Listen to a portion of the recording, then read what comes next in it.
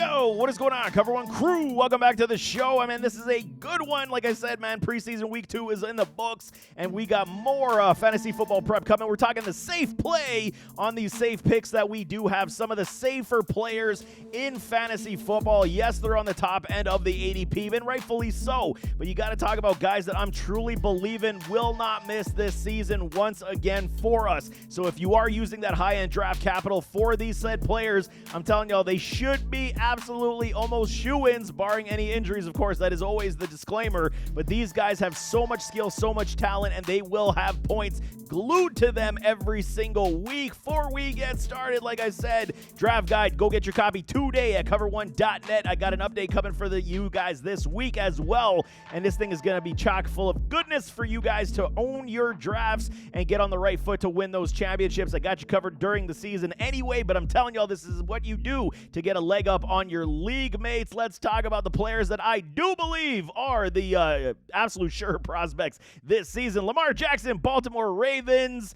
Okay, everybody understands Lamar is a beast of a man now. He has totally improved his game, especially in the pass game over the past 2 years. He did deal with some injuries prior to that as well, but he got lightened up on his weight. He did play and looked so much better last season than we've ever seen him as a passing quarterback. Finally over that 4,000-yard threshold, 4172 in pass yards, 41 TDs, both career highs, and a 4-interception season. I believe that's a career high as well for him for lowest interception rate in his entire career. He was just absolutely money. What was my evaluation for these Ravens going into 2025 when they got themselves a Derrick Henry? I told y'all this would make this offense that much more better and dynamic because of what King Henry can do on the field for somebody like a Lamar Jackson. While the RPOs definitely were exploited and these guys were able to run the football like crazy, 915 yards rushing for Lamar Jackson last year,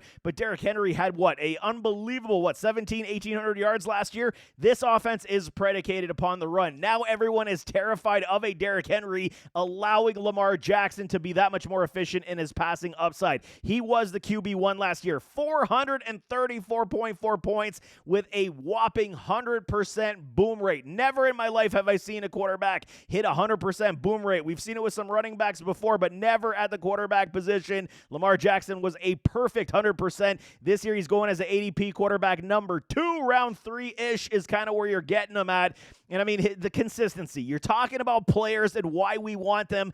It's the consistency in their play, not just having, one good game, fall off for 2. Have 2 good games, fall off for 2. You don't want to see that crap, man. We want to see guys that hit every single damn week for us, and Lamar Jackson has continuously done that over his 3-year span. Even in 2022, when he did deal with some level of injury, he still is a 86% consistent rate over the past 3 seasons. You cannot sneeze at that, man. 2023, yes, the 100% definitely inflates it, but I'm telling y'all, 2023, 75%. He still was able to give us a lot of rushing upside, a lot of numbers in that game as well. 2022, he only played in 12 games, but he still was an 83% boomer, man. This is what you guys require for your quarterback position. Yes, I understand. I'm the one that preaches don't take your quarterbacks too early, but if you are, Josh Allen, Lamar Jackson definitely are these guys that you could take early on in your drafts, and you will not be disappointed. Lamar Jackson, another 100% boom rate season, definitely is on the horizon, but we saw what they could do. Now they added a guy like DeAndre Hopkins. This offense is just going to be that much better. I don't even care if D-Hop is on the latter stages of his career. He's going to add something to this offense that's going to bring another dynamic as well. Lamar Jackson at his 86% is one of the most consistent quarterbacks over the last 3 years in fantasy football, and he should definitely do that again this year as a safe play, man. Bucky Irving, running back, okay, we're going to talk last 3 years. He's only been in the league 1 year, but we'll preface it with his college football days. This year, he's going as the running back number 10, overall 21. Roughly around, the end of round 2 is kind of where you can snag a Bucky at this point. Some people will reach and try to grab him a little bit earlier, but it's understood as to why. The volume and upside that this man took as the season did wear on. I believe he started picking up steam after week number 4 last year. Last year, he did finish as running back 14, 220 points. It's good, man. He was giving us everything we required, and the fact that we got him so much later in drafts, this was a gem steal for us, and he probably was a league winner for some of y'all based on the fact he was like your running back 4 on your depth chart until he started producing. So I'm telling you, man, 207 attempts, this was the big thing. Could he handle the workload? That's one of the fears that I did have. He didn't have an issue whatever. They fed him the rock, and he was able to produce, man. The difference with Tampa Bay this year, just like last year, everyone believes he's going to take all the passing aptitude this year. I'm not necessarily going to buy that. Rachaad White's still going to have a key role in the pass game for this offense. It will be something of a split tandem as well, but the numbers do produce here in this offense that is extremely loaded behind a Baker Mayfield. These guys are still going to move the football. They're going to be high octane, high explosive, and I do like the fact that Bucky Irving is going to be at least the lead guy to take first touches, but Rachaad White still isn't going anywhere at this point. He still will have his share of the volume and the workload, especially in that pass game. Rachaad White, I think he had, 4 to 6 touchdowns last year in that pass game, so he's not going anywhere at this point. College football, why do we say this? Because you just got to see where consistency comes from. I get it. It's a completely different game, but 1,180 yards in 2023, 1,058 in 2022. I mean, we see what we do with a Bucky Irving. It was all on film at Oregon, and he is producing in the pros as well. 64.7% on that boom rate in his rookie season is nothing to sneeze at. Very impressive rookie campaign for a Bucky. Definitely one of these guys I'm taking absolutely safe play when we're picking this guy in our drafts this year, no question. Drake London, wide receiver. Haven't spoken much about Drake London and these Falcons this offseason, but I'm in, man. I do like the Falcons. I do, except for Bijan. Bijan's the dude we all know, we all want. But Drake London, for me, is one of these guys, he is an alpha wide receiver. He is a game-changing type of product.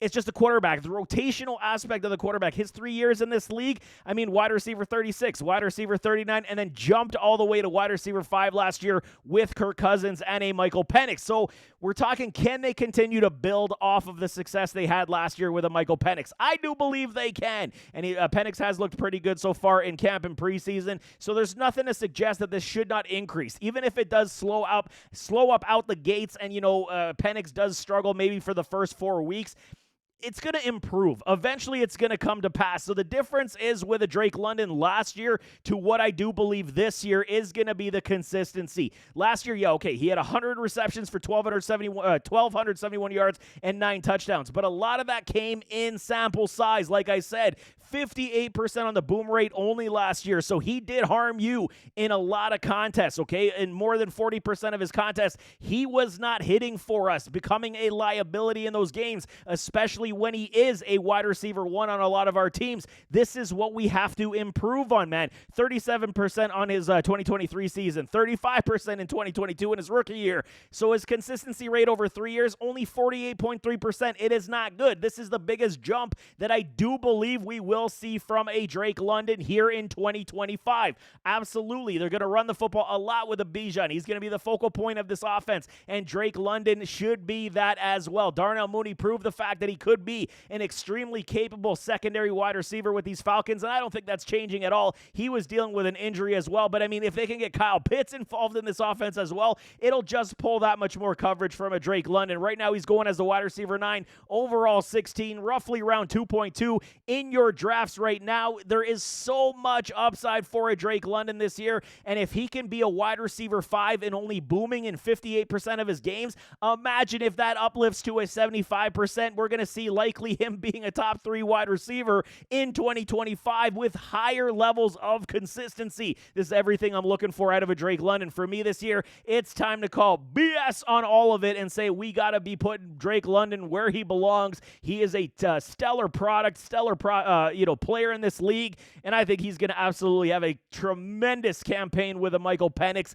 And if Penix does struggle, they got Kirk Cousins. So at least we should see similar numbers. He is definitely one of my safer wide receivers picking this year, man. George Kittle finishing off with tight ends. the people's tight end. We love me some George Kittle over here at cover 1 because he just does nothing but produce, man. Tight end 2 in 24, tight end 5 in 23, tight end 3 in 22. This man just does nothing but produce on the field. 197.6 points, 170.7, 170.5. I mean, this is the staple of consistency. This man is a top 5 tight end basically every single season, no matter who's playing quarterback. And on top of it, now you got guys like Brandon Ayuk likely starting on the pup this year. You got, wide receiver injuries all over the field in training camp so far for these 49ers. Kittle is the standard, man. If CMC does come back to life and he is going to be, recovered fully from that Achilles injury, George Kittle's going to be the, primary target in this offense, and the points should come in extreme volume, man. He got only 94 targets last year in 15 games. If he is literally this guy right now and he plays a full 17, that target share could go up to 120 this season based on the wide receiver cast that they do have this year. I get it. Ricky Pearsall, everybody's excited. I like Pearsall as well. This year, I'm kind of like, I want to see it to believe it, where George Kittle is the staple of production and productivity, and that target share should definitely move above the 100 this year. And even with the limited target share, this man just produces 1,106 yards and 8 TDs last year, 1,000-yard season prior, 6 TDs. I mean, this guy just knows how to get the football and make a lot of plays. Right now, he is going as the ADP tight end 3, roughly in around 3.10, overall 31. He is just a producer, man. You cannot, buck the trend. I get it. We got Brock Bowers. We got Trey McBride. But George Kittle literally was, if he would have played those final 2 games that he missed to injury last year, he would have been the tight end 1 over a Brock Bowers, and a lot of conversation shift would be happening on who the top tight end is. So if you get him at lower value dollars than Brock Bowers at tight end 1 and Trey McBride at tight end 2, George Kittle definitely is going to produce for us once again this year, and he is one of the safer players at the tight end spot this year. Definitely the safe play for me. But there you have it. That is 4 players that I'm calling extremely safe this year. I mean, again, everything's caveated with injury, potential. If they get injured, then this whole evaluation's moot like any other player. But I'm telling y'all right now, when we're drafting our players, these guys are the safer ones out of the gate. And I'm telling y'all, these guys will produce once again this year. Definitely on my targets for, being the safest, quarterbacks, wide receivers, running backs, tight ends in this draft, because they will produce high-end volume once again. But nevertheless, as always, don't forget to hit that like button, hit that subscribe button, jump in those comments, give me your thoughts. What do you think of these 4 gentlemen? You in, you out, you think they're safe, you think there's a risk? Throw it in the comments. We can definitely talk it out, but we'll see you next time. I am out.